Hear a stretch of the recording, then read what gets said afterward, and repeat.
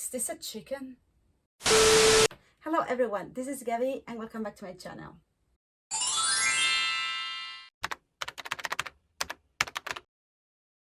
Like I said, today we're gonna continue our spoiler discussion on Rhythm of War by Brandon Sanderson. I made a part 1 on this spoiler chat about world building. I talked a little bit about the characters, so if you haven't watched it yet, I'm gonna link in the link in the corner.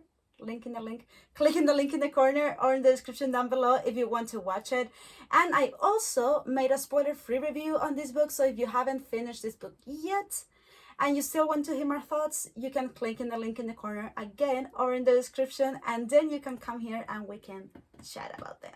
Okay, so in the second part of this discussion, I'm gonna talk about the things that I loved about this book, some plot points, characters, some scenes that I love. Then we're gonna get to the ending, and then we're gonna get into Cosmere spoilers. So if you are just here for the Stormlight Archive and you haven't read another Cosmere books, say Mistborn Era 1, Era 2, Secret History, Warbreaker, or Elantris, and you don't want to be spoiled with these things that I'm gonna say, I'm gonna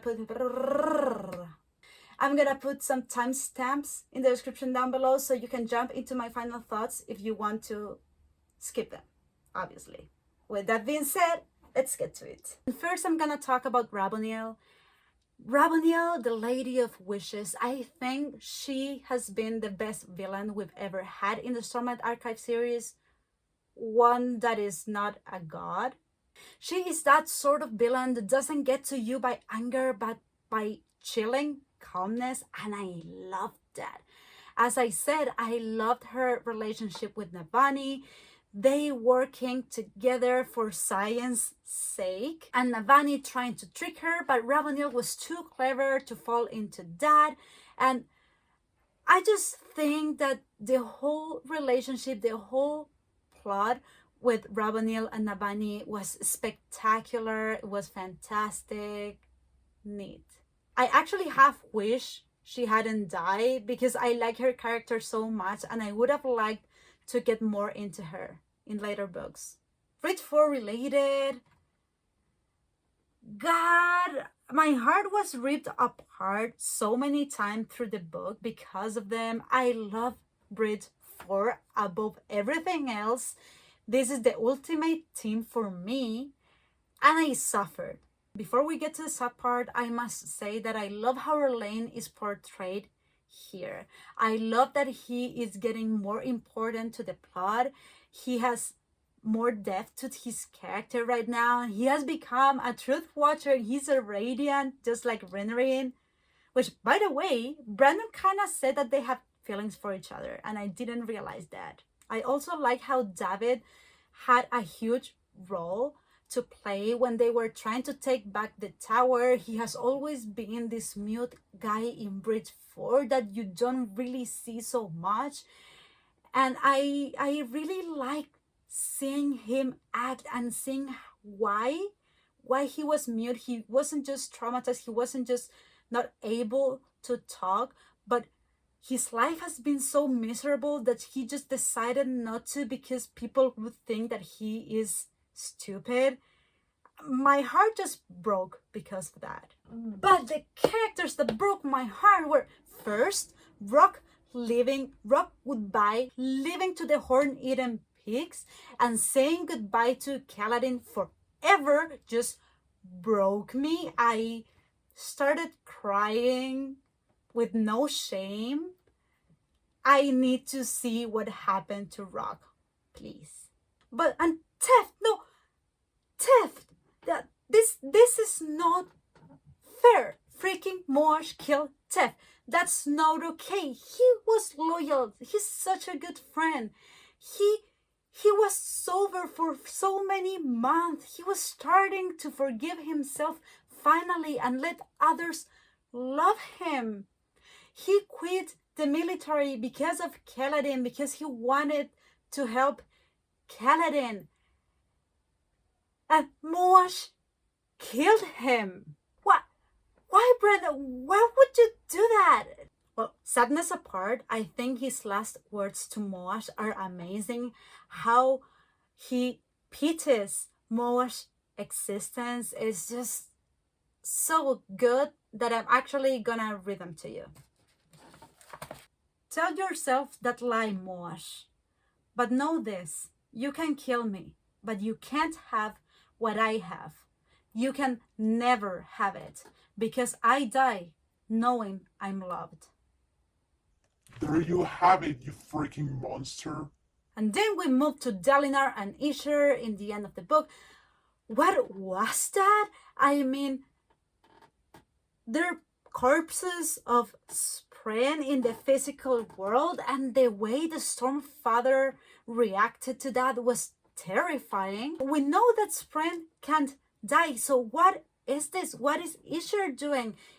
Does this have something to do with other planets? We don't know. If you have a theory about that, I will be thrilled to chat with you about it in the comments, because I don't understand it so well. And the end, like, what happened there? Like, Terravengeon was becoming so emotional and less manipulative.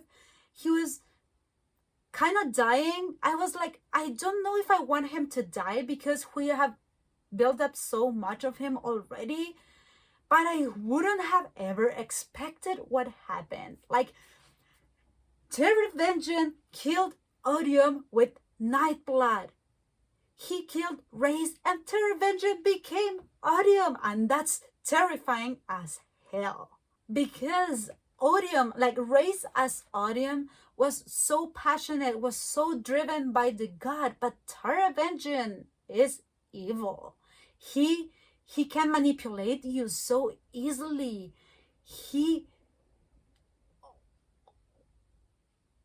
I am terrified of what he's going to do to Roshar and the Cosmere in general, actually, but Roshar in particular. And especially, oh no, Wit. What happened with Wit in the epilogue? Like, did Terravengeon, or Todium, Terravengeon took Wit's memories, took Wit's breath? Can he even do that? Take another investiture from another planet? I'm not sure. But he took Wit memories. I'm sorry, I'm rambling, but I was just like, I reread that part over and over again, and I was like, this can't happen. Wit is Hoyt. Like, no. I don't think I'm exaggerating, but if you have some theories about what happened, please chat with me about it in the comments, because I'm really curious. I'm really scared for what is to come for book 5. I think the ending is so good, and it's so neat, and it sets us up so well for book 5. We're having the battle of the champions. We don't know who the champions are so many theories. So if you have some theories about the champions, about book 5, or about what happened with Wit in the epilogue, please, I need to know that. Let's chat about it in the comments. Okay, so now we're gonna get into Cosmere Spoilers. So if you just have read the Stormlight Archive and you haven't gotten into Mistborn Era 1, Era 2, Secret History, Warbreaker, and Elantris, I recommend you to use the timestamp that is in the description down below, so you can jump into my final thoughts of the book. Moving into Cosmere Spoilers in 3, 2, 1, go! The first thing was when Shallan was talking to Maraise about the Ghost Bloods and how he was trying to convince her to fully be part of the organization.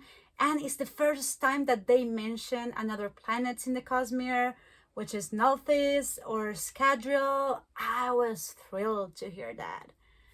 It's a small thing, but it was the first, so I was like, ooh. The second was in the epigraph of the first part of the book in Navani's lectures about Fabrials, and I didn't notice at first because she was talking about Fabrials and how they work, but then I noticed that she was telling how different Fabrials react, or how different the Sprens inside the Fabrials react with each kind of metal.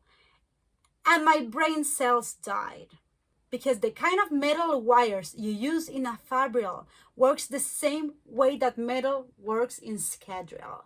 I mean, pewter, like make the sprint manifest more strongly. Brass make the sprint more calm, and the same as sing, it enhances it. And it was so cool because it was the first time that I saw a Cosmere connection like so out in the open for us to see. Usually Brandon just gives us some little Easter eggs and hints here and there, but in this book, like, this book is full of Cosmere stuff. The third time was a lot of fun to see because it was when Zahel, or Basher, was fighting with Kaladin, and he used awakening with his breath to use the cloth on Kaladin while they were fighting, and Kaladin had no idea whatsoever of what was going on.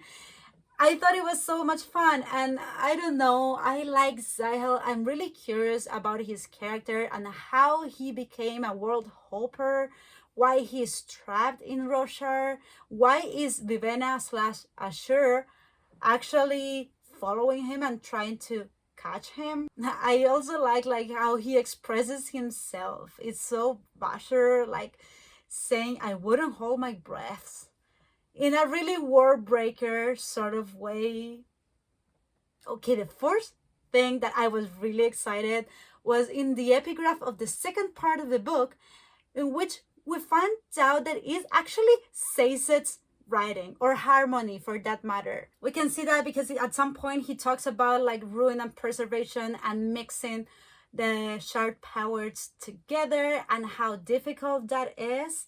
And he kind of talks about someone that is in Scadrial hiding from him, who we're gonna talk about later.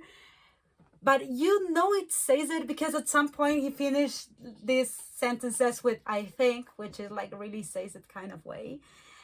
And I was really excited. I love says it, and I was really thrilled to see this stuff.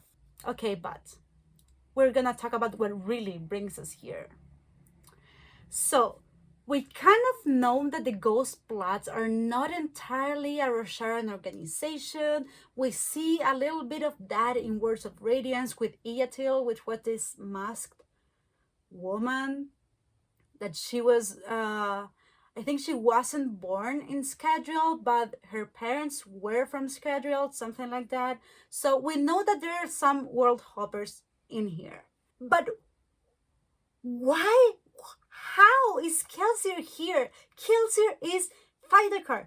Kelsier is the leader of the Ghost Blood. And oh my god, because this was like mind-blowing for me, and I just had the confirmation when Shallan was talking to Mraize in the end of the book, and he says like the Lord of Scars. And so Brandon said like years ago that if Kelsier was part of a Rosharan organization, he would be part of the Ghost Blood, and he would actually be the leader of them within a year. Ha ha. Brandon said that he is stuck in Scadrial, and he's very annoyed by that, and he just wants to escape. So he started building this crew, this organization known as the Ghost Bloods, to get out of Scadrial, but he's trying to get Stormlight out of Roshar for that.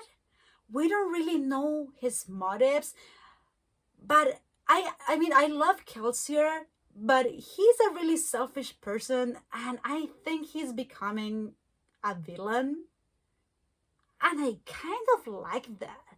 When I made this connection, when I saw like Lord of Scars, I was like, no way. No way. I mean, seriously? And I screamed like a crazy person. I know there are a bunch of more Cosmere connections inside this book, but I cannot mention them all because I think this video has been long enough, and it would be just a never-ending story. So I'm gonna leave it here. Overall, I loved Rhythm of War. I think it was more slow-paced than other books, and that's why it took me a little bit longer to go through it. But I loved it. I love the world building. There's some characters arc that are magnificent. I love how everything is coming together. either within Roshar or in the Cosmere in general. And the ending is perfect. I mean, I think I haven't seen a better ending of an ongoing series just yet. It sets us up so neatly for book 5 that I don't know how I am supposed to wait 3 years to get book 5 and to see the Battle of Champions, and it's just so exciting. And the Cosmere connections, I'm so looking forward to get more of them. So if you want to chat about more Cosmere connections that I didn't mention in this book, let me know in the comments. We can chat about them. I get really excited about all that kind of stuff. And if you want to chat about the other things as well, the ending, everything, I'm up to it. I hope you enjoyed this video. It was a lot of effort to film, to structure, to edit. So if you liked it and you want to stay tuned, give me a thumbs up, ring the bell, and click on the subscribe button. I will be posting Mondays and Thursdays. Thank you guys and see you soon.